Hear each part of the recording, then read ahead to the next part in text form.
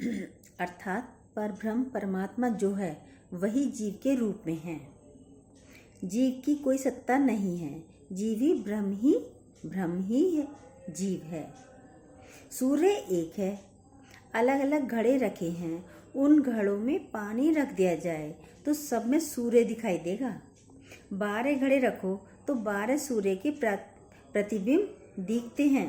22 रखो तो 22 दिखेंगे। तो प्रतिबिंब तो 22, 72 कितने भी दिख सकते हैं। प्रतिबिंब 42 लाख 42 करोड़ हो सकते हैं। जितने पात्र रखो उतने ही हो जाएंगे। लेकिन ब्रह्म तो एक ही है। लेकिन ये शरीर रूपी घट में अलग अलग उस ब्रह्म का जो प्रतिबिंब पड़ रहा है वही जीव है। घड़ा टूट जाए तो प्रतिबिंब तो कुछ है ही नहीं। उसी प्रकार ज्ञान हो जाने पर जब अविद्या की निवृत्ति हो जाए तो जीव तो ब्रह्म ही है, ब्रह्म से अलग नहीं है। लेकिन हमारे वैष्णव आचार्य क्या कहते हैं? वैष्णव आचार्य कहते हैं अगर कोई कहे कि ब्रह्म नहीं है, परमात्मा नहीं है, बोले ये भी गलत है। दूसरे जो कह रहे हैं ब्रह्म तो है, ब्रह्म में जीव में कोई अंतर नहीं है, तो वैष्णव आचार्य कहते हैं ये भी गलत है। माया को कहते हैं वो अविद्या है। वैष्णव आचार्य कहते हैं माया भगवान की शक्ति है। आचार्य कहते हैं 3 तत्व हैं। एक तत्व तो परमात्मा है, दूसरा तत्व जीव है और तीसरा तत्व माया है। ब्रह्म, जीव, माया ये 3 तत्व हैं और तीनों नित्य हैं। भगवान भी नित्य और अनादि है, जीव भी नित्य और अनादि है और भगवान की माया भी नित्य और अनादि है। तो ब्रह्म, जीव, माया इन 3 जीव तत्वों को मानते हैं और इन 3 तत्वों में जो ब्रह्म तत्व है उसी का विशेषण जीव और माया है। ब्रह्म तत्व का ही विशेषण बनकर जीव और माया रहते हैं। हमारे यहाँ मंत्र भी 3 होते हैं, मूल मंत्र, द्वैम मंत्र, चरम मंत्र। जीव भगवान को, ब्रह्म को कैसे प्राप्त करें ये विष्णु पुराण में बताया गया है। भोग क्या है और अपवर्ग मुक्ति क्या है इसका भी वास्तविक वर्णन किया गया है। मुक्ति के विषय में भी भिन्न भिन्न मत हैं। जीवात्मा माया से मुक्त होकर वैकुंठ में, गोलोक में जाकर सदा सदा के लिए भगवान का केनकार में मिल जाती है। केनकार मतलब सेवा भगवान की करना। भगवान का केनकार ही मोक्ष है। भगवान की पूजा, सेवा, आरती, भोग, फूल, तुलसी, संपूर्ण ये सेवा का अभ्यास करते हैं। तो तत्व पूर्वक मुक्ति क्या है, अपवर्ग क्या है, मोक्ष क्या है, इसको समझना है। ये हमें विष्णु पुराण से समझ आता है। इस पुराण में श्री सूत जी महाराज ने पराशर मुनि से प्रश्न किया है। हर पुराणों में चाहे श्रीमद्भागवत पुराण हो, चाहे अन्य पुराण हो, उन पुराणों में 88,000 शौनकादिक मुनि श्री सूत जी से प्रश्न करते हैं और तब सूत जी पुराण का वर्णन करते हैं। और विष्णु पुराण में सूत जी पराशर मुनि से प्रश्न करते हैं। श्री सूत जी महाराज ने वर्णन किया कि एक दिन पराशर मुनि संध्या वंदन करके बैठे हुए थे, नित्य क्रम से निर्वत हुए। उनके परम शिष्य श्री मैत्रेय जी महाराज ने पराशर मुनि से प्रश्न किया। मैत्रेय जी महाराज ने कहा कि हे मुनिवर, परम तत्व क्या है? इस जगत की उत्पत्ति किसके द्वारा हुई? परम तत्व का निर्णय कैसे किया जाए, इसका आप हमें उपदेश करो। अनेक प्रकार के उपनिषद आपने सुनाए, वेदों की शाखाओं का आपने वर्णन किया, धर्मशास्त्र का आपने वर्णन किया। अब आप कृपा करके हमें परम तत्व का निर्णय सुनाओ। तब पराशर मुनि बड़े प्रसन्न हुए और पराशर मुनि ने कहा, हे मैत्रेय, तुमने मुझे बहुत अच्छा याद दिलाया। मुझे अपने पितामह की वो बात याद आ गई। बोले कौन सी बात? पराशर मुनि के पितामह श्री वशिष्ठ जी महाराज, वशिष्ठ के पुत्र शक्ति और शक्ति के पुत्र पराशर।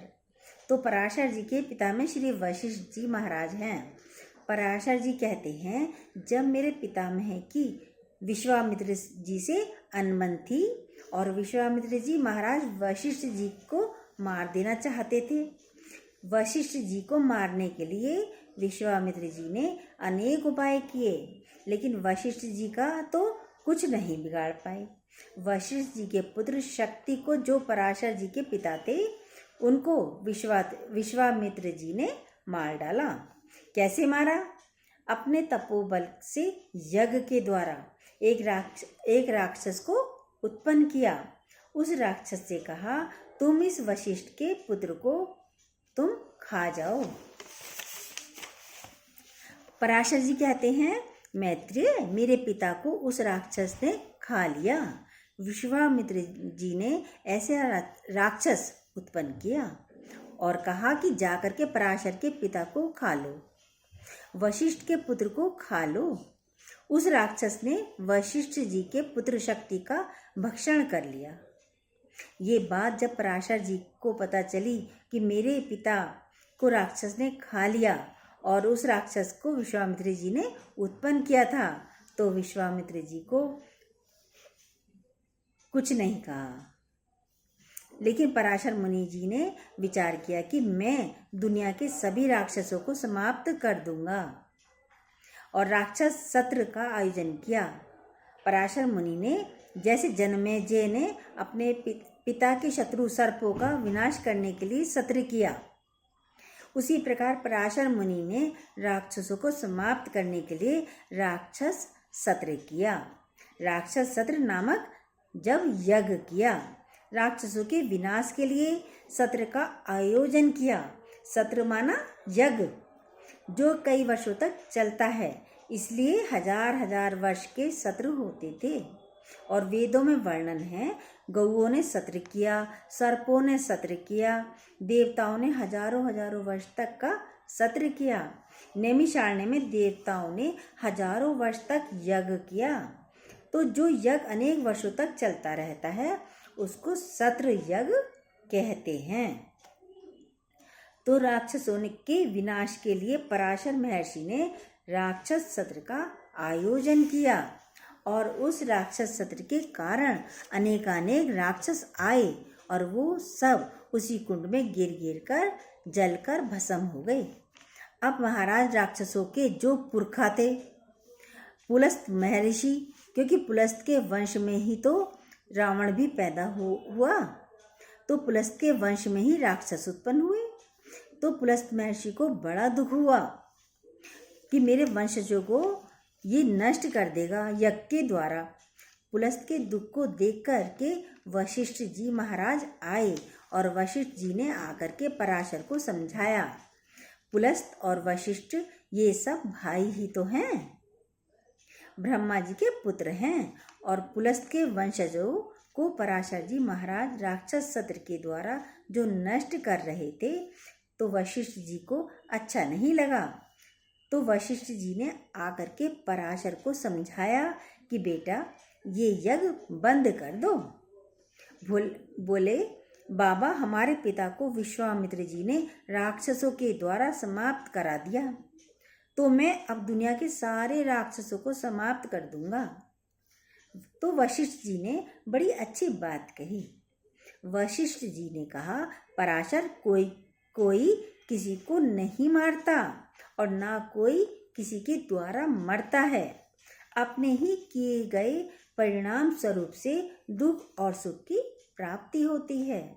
वशिष्ठ जी ने कहा कि मेरे पुत्र शक्ति, तुम्हारे पिता जो हैं, उनकी जो मृत्यु हुई, उनका इतना ही जीवन था, इसलिए नाहक में क्रोध करके सर्पों का विनाश मत करो, राक्षसों का विनाश मत करो। क्रोध व्यक्ति के यश को, उसकी तपस्या को, पुण्य को नष्ट कर देता है। क्रोध व्यक्ति के तप को, उसके ज्ञान को, विवेक को, उसके पुण्य को नष्ट कर देता है। पराशर महर्षि कहते हैं यश तपस्या ये क्रोध के द्वारा नष्ट हो जाते हैं, इसलिए क्रोध पर नियंत्रण करना चाहिए। इसलिए बड़े बड़े मुनियों ने क्रोध को जीतने का प्रयास किया, क्योंकि क्रोध अगर बना रहेगा तो ना हम स्वर्ग को प्राप्त कर पाएंगे ना अपवर्ग को प्राप्त कर पाएंगे। वशिष्ठ जी ने कहा, हे पुत्र, क्रोध करने पर स्वर्ग अपवर्ग ये सब नष्ट हो जाते हैं, क्योंकि पुण्य क्षय हो जाता है। इसलिए हे पुत्र, तुम क्रोध मत करो। वशिष्ठ जी के कहने पर पराशर जी ने राक्षस सत्र बंद कर दिया। राक्षस सत्र जब बंद कर दिया तो पुलस्त मुनि बड़े प्रसन्न हुए। अब मेरे वंशज राक्षस और असुर बच जाएंगे। और वो आए और उन्होंने आकर के प्रसन्न होकर के पराशर से कहा कि हे पुत्र, तुमने क्रोध करके मेरे वंश का विनाश नहीं किया। क्रोध तो किया था पर मेरे वंश का विनाश नहीं किया। मैं प्रसन्न होकर के तुम्हें वर देना चाहता हूँ। और स्वयं कृपा करके पुलस्त मुनि ने पराशर जी को वरदान दिया। क्या वरदान दिया? हे पराशर, तुम पुराण विद्या के विद्वान बनोगे, तुम प्राण विद्या के रचनाकार बनोगे और मेरे आशीर्वाद से तुम्हें परम तत्व का बोध प्राप्त होगा। तुम जो वर्णन करोगे वह परम तत्व का निर्णय होगा। पुलस्त महर्षि ने कहा कि हे पराशर, तुम्हारे द्वारा परम तत्व का निर्णय होगा। पराशर महर्षि कहते हैं, हे मैत्रेय, पुलस्त जी के आशीर्वाद से मुझे परम तत्व का ज्ञान प्राप्त हुआ। और वो परम तत्व क्या है? बोले, ये संपूर्ण संसार भगवान विष्णु से उत्पन्न हुआ और उन्हीं में स्थित है और प्रलय काल में उन्हीं में लय को प्राप्त हो जाता है। अर्थात भगवान ही जगत के रूप में प्रकट होते हैं। ये जगत भगवान का ही प्रकट रूप है।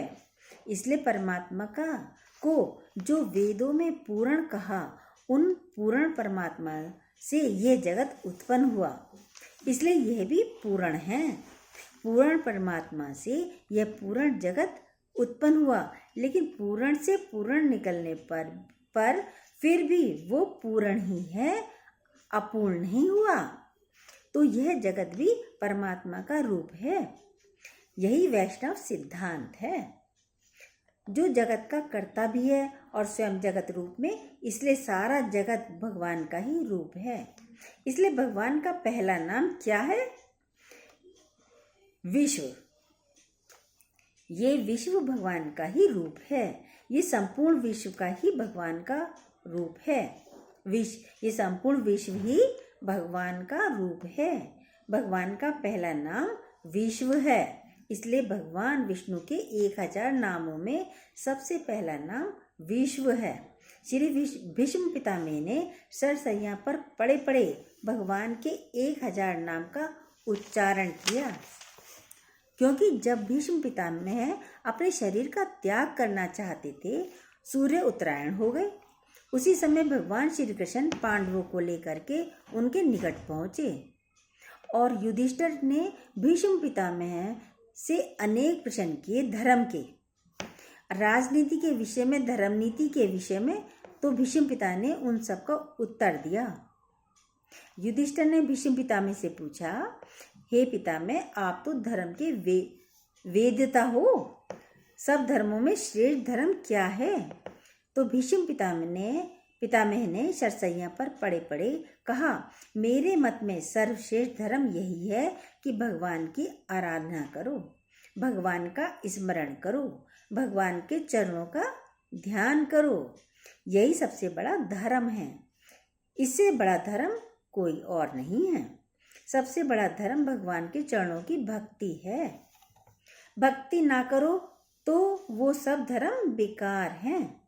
भगवान से रहित, भगवान ध्यान से रहित, भगवान के नाम से रहित, भगवान प्रेम से रहित जो धर्म है, उस धर्म में आग लग जाए।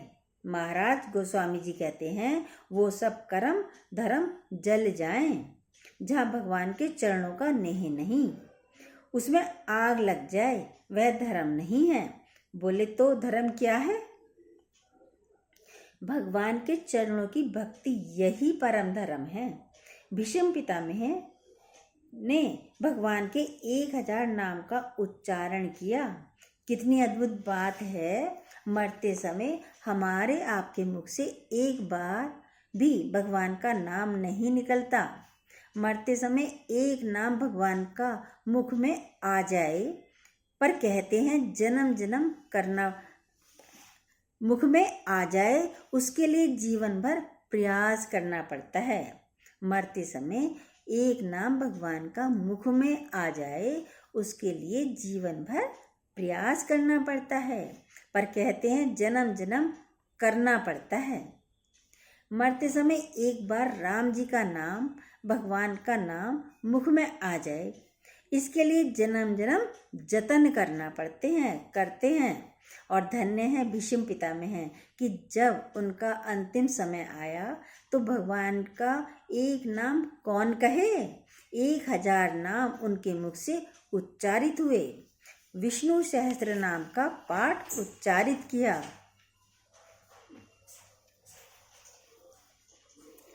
और केवल नाम ही नहीं, भगवान भी आकर सामने खड़े हो गए।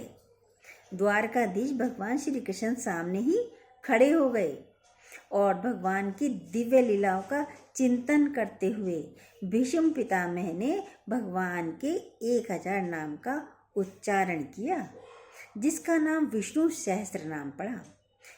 विष्णु भगवान का सबसे पहला नाम है। और क्या ध्यान करते हैं? भगवान के विश्व रूप का ध्यान। रूप भगवान का क्या है? ये पृथ्वी भगवान का रूप है। वेदांती लोग भगवान की नाभि में, भगवान के मस्तक में हैं। सूर्य चंद्रमा भगवान के नेत्र में हैं। भगवान के कानों में ही समस्त दिशाएं हैं। इस प्रकार संपूर्ण विश्व भगवान का रूप है। इसलिए पहले ध्यान पढ़ा जाता है और फिर दूसरा ध्यान हम क्या पढ़ते हैं?